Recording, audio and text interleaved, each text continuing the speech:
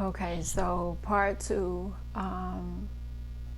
September 23rd, I went to see the regular cardiologist, and she was like, yeah, the heart monitor triggered itself a couple of times, like it was, doing some funny things, and I really want you to see him because I think he's going to want to do an MRI of the heart. I think he's going to want more.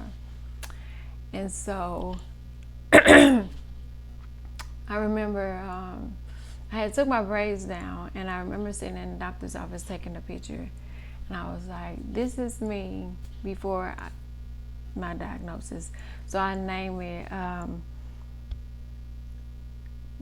before my diagnosis. So BMD. That's before my diagnosis. So BMD, and I was okay. And that Monday, I ended up leaving the doctor's office, going to have lunch with Cam because her school was nearby, and I was like, I'll just, because I had another appointment on the other side of town afterwards.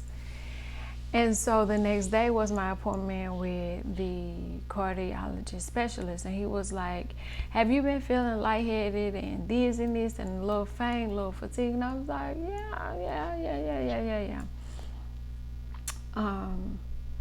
Or he was like, well, you need a pacemaker. And I remember saying, can you give me just a second? I forgot I told my oldest daughter that doesn't live in town that I would make sure she was on FaceTime so that she could hear everything that was being said. And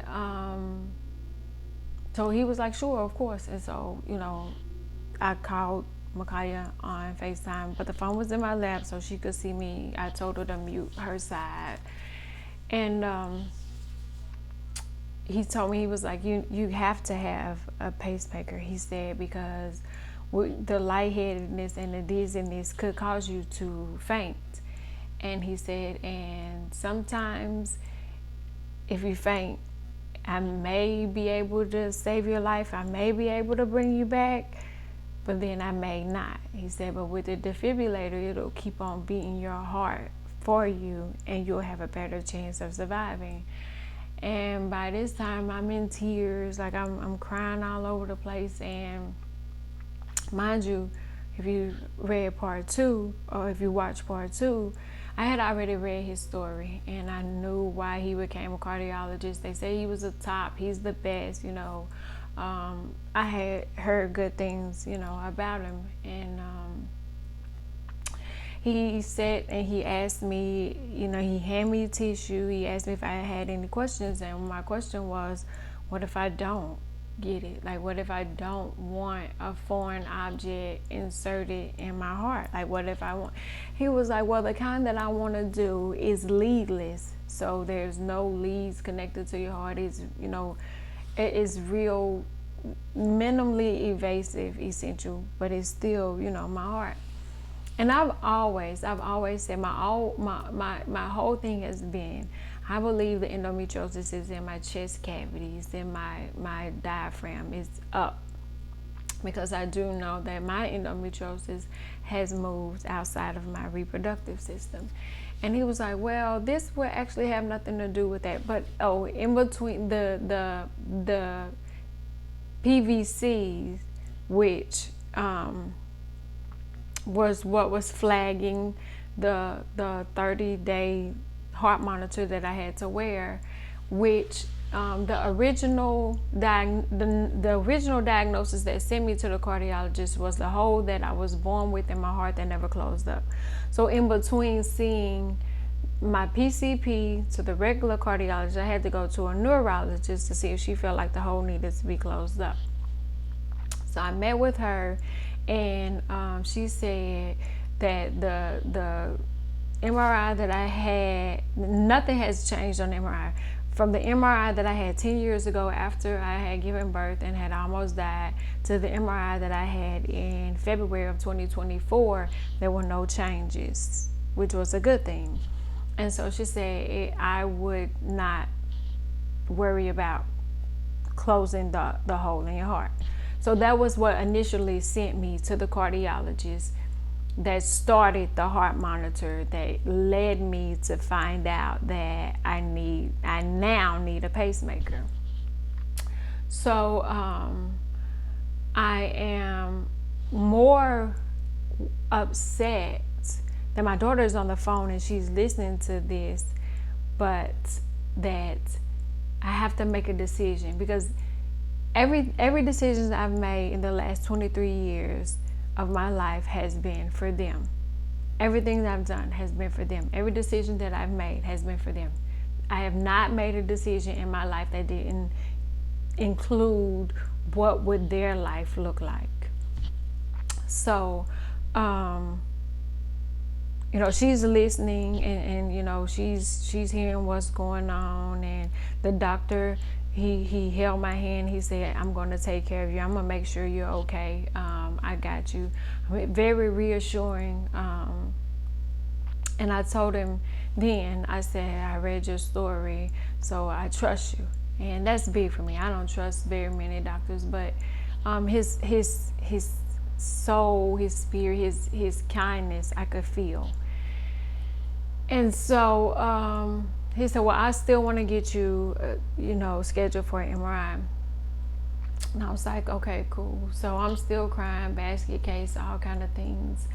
And the MRI wasn't scheduled for a month out. So I was like, well, shit, it can't be that important if it's, not dire, that is done right away. And so I went home, and I cried all day. I cried, and it was the what ifs, like, what if they're not ready, and what if this, and what if that, and how God works. I got a call from my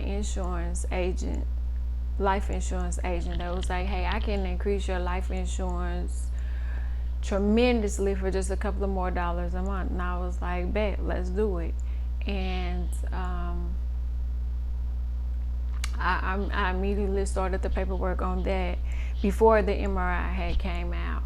And before the MRI was even scheduled, I started planning for that to go ahead and be done. But I have 2 life insurance policies. But the thing that I had to tell Micaiah was like, hey, when, if the worst does occur, pay the house off with the insurance money. Fuck a funeral. You guys have to live afterwards.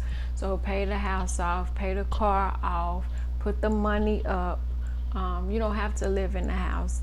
Rent it out, Airbnb it, do whatever you want, but pay it off. Because the reason why I bought this motherfucker 15 years ago was for y'all. It was for me, but at the time that I bought the house, it was for them, like, so that they would always have a piece of a home to come back to. They would always have a house to call their own. So these were conversations that I was having with them, that was really disturbing. Especially the doctor told me, it was like, I've seen this before, but I've never seen it in someone as young as you.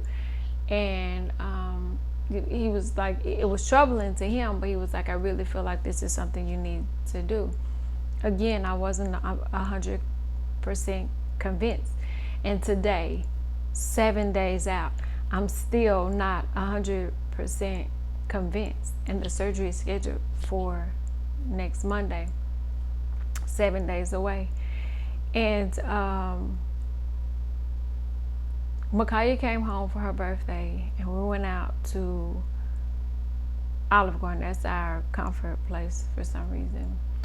And I had the conversation with them to check in, to see where they were, to see how they were feeling, to see what they thought. Like a conversation I never would have thought that I needed to have with them. She had just turned 23. Cam was about to turn 18. Carrington's 10. I didn't, plan on having this conversation. Didn't even know how to have it. But being the type of person I am, I'm a planner. And one of the things that I said was, don't feel obligated either way. Like, don't don't feel obligated on any matters in any way. Like, do what you know that I would want you to do, no matter what. And Cambria joked about it. She was like, "You're gonna be fine. You got God, and God got you, and you don't have to worry about it. And you're gonna be fine." And they all were pretty much in good spirits. But having to have that conversation with them, it upset me. So, of course, it sent me in another little downward spiral. Where I was like, "Well, let me just go to the house and go in my room and leave me alone for a while." And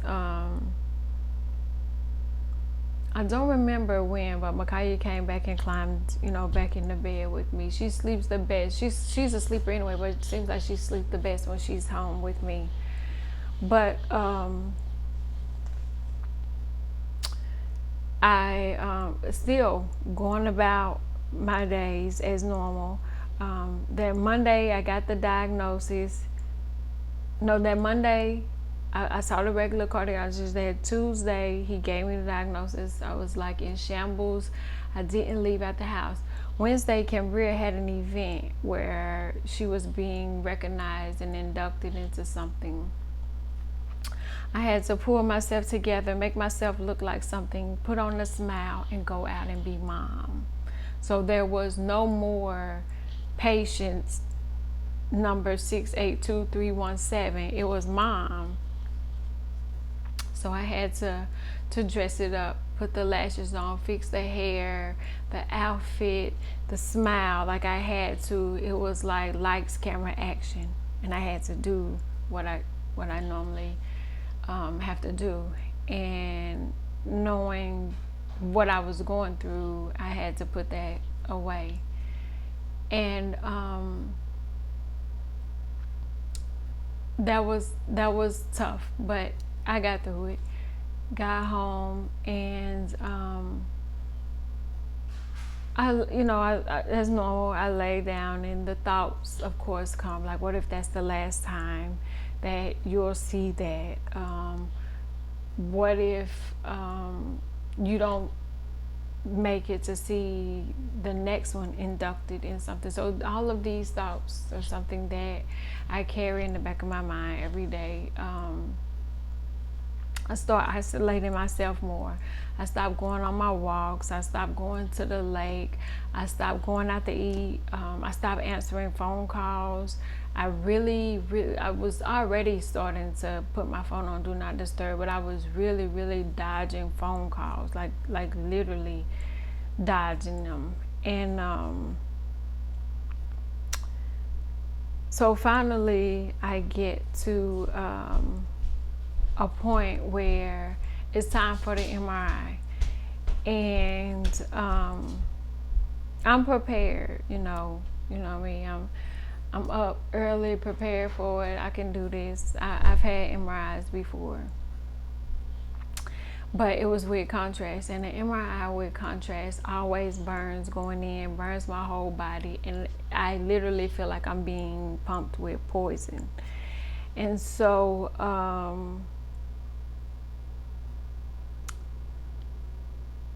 my arm hurts again, and it feels numb. And he was like, it's probably just from holding it still, because like in the MRI you breathe and then you hold your breath and then you let it out and you breathe and you hurt. And this is the most annoyingest shit.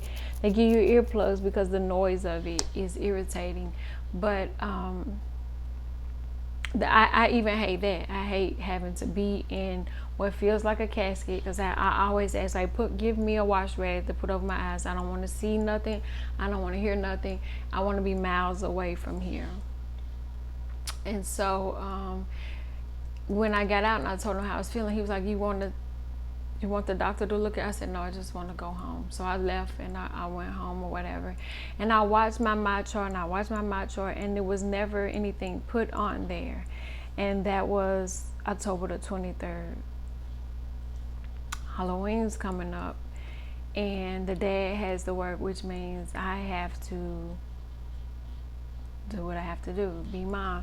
And then in the meantime of going through this, I have a kid turning 18 who is rebelling, who wants to do her own thing, doesn't want to follow the rules here, doesn't want to do what I say. Like we're battling. I'm like, I can't do it. You got to go over there with the data. I've got enough stress. I can't do it. It's too much. And she turned 18 while she was over there.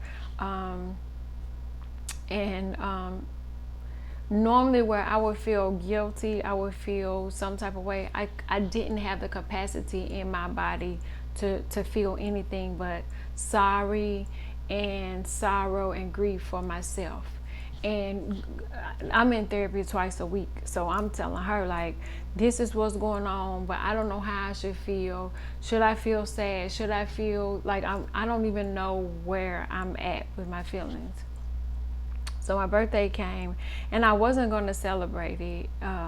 As a matter of fact, it was crazy. Like it was falling on a Wednesday, and wind down Wednesday, my little DJ friend, I hit him up. I was like, a month before, I was like, hey, my birthday is falling on the 6th. I wanted to bring my homegirls, you know, if you're going to be there. He was like, a lot could change, but I should be there. And so like a week out, I hit him up and he was like, my grandma's transitioning. I'm with my family, so I might not be there. And I was like, oh my God, I'm so sorry. Take care of your family. I don't like, never mind this text message. And before, I guess the message hit send, he was like, she passed away at 2 this morning. I'll be there. I need something to take my mind off of it. Just bring your homegirls and we'll have a good time. And I felt bad. I was like, how can I celebrate my birthday when he's going to be grieving? But he said he needed it. So I needed it too. Like I really needed that time. And so we hung out. I still hadn't really told them, my friends, what was going on and what was taking place, and some of them still don't know. But I enjoyed that birthday. I came home. I don't remember how I felt, but I knew the next day was my appointment to see the cardiologist, which would tell me the results of the MRI. And again, they still were not in my chart. But I had prayed about it already, so I was like, they ain't gonna find nothing. But the radiologist text said, when did this start happening? I said, in February. He said, well, did you have COVID in February? I said, no, I didn't. He said, because we've been finding that a lot of people have been having inflammation around the heart due to COVID. And I was like, okay, maybe that's what it is. Well, when I got to my doctor's appointment, he was like, the MRI was fine. I found nothing wrong with the MRI, but I still feel like you need the pacemaker. And I was like, oh, okay. Yeah, sure. Okay. And he was like, it's not going to be that bad. I promise you. He said, we'll go through the leg. We'll put it in. It's leadless. It takes about 20 minutes. 4 hours later, you can go home. I was like, nah, we're not going to do the go right home thing. We're going to have to sit and wait. And, he was like, fine, that's good. And he shook my hand and everything was fine. He sent the lady in to schedule it. And I was like, you know what? I can't do it. I got to have a second opinion. So how about you give me your information? I'll call you back. Because I had another doctor's appointment the next day with my PCP, whom I trust and who she knows. So, the next day I went to my appointment with her and I was like, hey, this is what he said. But she already knew what was going on. She just didn't know what type of pacemaker. And she was like, well, I trust him. He's one of the best. And if he said that me or my family members need it, he would definitely be somebody I would trust and I would go ahead and do it. And I cried in her office and I told her, it had been rough and I didn't know what, I wanted to do, but okay, yeah. So I on the way back I did call to try to schedule the appointment, and they said, well, the lady who schedules the appointment for surgery, she'll get the message and she'll call you back. I never did hear from her, so I was like, okay, well, cool. So I had been doing this thing where every night before I go to bed, I ask God, I said, God, please give me visions, prophecies, messages, signs, and symbols, and allow me to remember them when I wake up so I'll know which way to go. And one particular night, I went to sleep and I dreamt about my lung doctor, whom I hadn't seen in years, because he kept wanting me to have x-rays, long x-rays, and I was tired of doing that. But I trust his opinion even more so than I trust everybody else's. I trust him more than my PCP. I trust him more than the cardiologist specialist. I trust him more than the regular cardiologist. I trust his opinion more than I trust my own. And I trust his opinion more than I trust my own mama's opinion. So I woke up that morning and I called. The lady was like, baby, he don't got nothing to the end of December. Can you wait that long? I was like, well, they telling me I can't. So when the lady finally called back to schedule the surgery, she said, well, we can do the 20th. I said, it's in next week. I can't do that. That's too soon. I ain't got me no cute pajamas. I ain't got my hair done. I can't be prepared. That's too soon. And I said, what happened to the original date, the 25th you told me? She said, well, let me see if I could get that date. And I said, okay. And I went home. And, I started preparing stuff, getting paperwork together, finding things that would be easier to locate instead of them having to go through all of my things to locate stuff. And the next morning I woke. I did the same thing that night. I prayed, and I asked God. I said, God, I need that appointment. I need to talk to that doctor. I need his opinion. I need him more than I need anything in the world. And I woke up to an email saying that I had an appointment with him on November the 19th at 3:15. Mind you, November the 19th, 2009 was the day that my brother took his last breath. I saw that appointment as not only a blessing from God, but also a message from my brother. Because there was also a red bird on the front porch. Now, red birds are common on my front porch because I feed them. But they run from me when they see me coming. But I saw that red bird and I got that appointment. And a couple of days before, I bought something from the Dollar Tree, and my total ended up being $328, which is my brother's birthday. So I took it all as a sign as I'm doing the right thing. So tomorrow is my appointment with my lung doctor, whom I trust more than any other opinion in the world. And after tomorrow, I will definitely 100% know if I'm going along with the surgery. Although today they did call with the instructions about the surgery on the 25th. I missed the call. I don't know how the fuck I missed the call. I heard every beep, everything. I even turned the phone on ring so that I could hear when they called, because she said it'll be a week before.